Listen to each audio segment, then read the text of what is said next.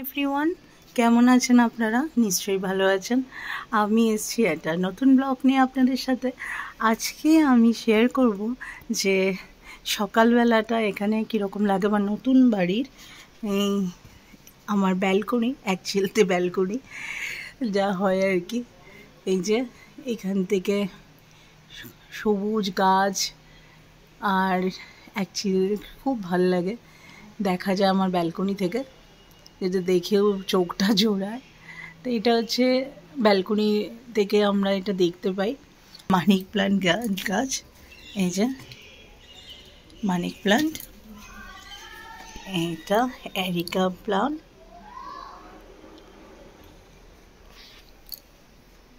এইটা হচ্ছে তোমার টগর ফুল গাছ,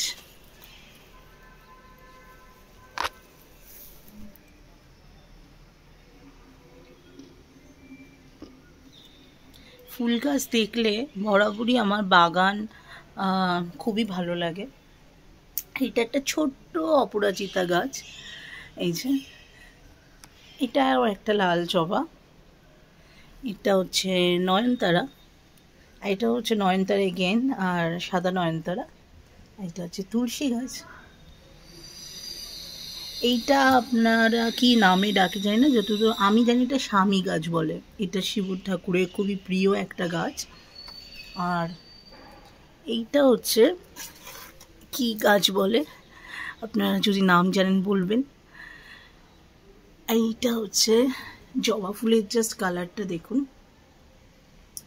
খুব কুড়ি এসছে। আর এইটা যতদূর আমি জানি চন্দন জবা বলে।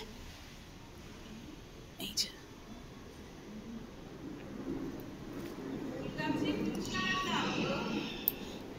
হ্যাঁ এই যে দেখুন, এটা হচ্ছে একটা নিম, এটা পুরো ঝাড়ের মতো হয়। আর এইটা হচ্ছে এইটা,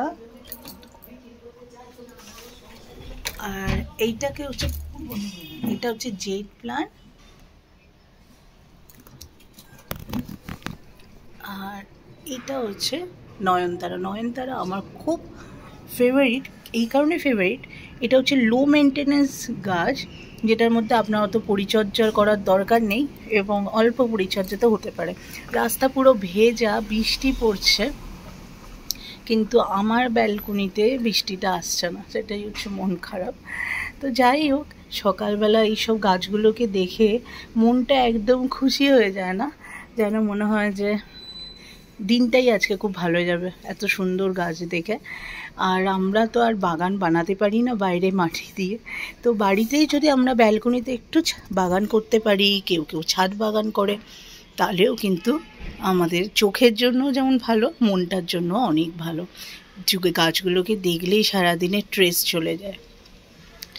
তো এই আর কি আজকে সকালবেলার রিপোর্ট।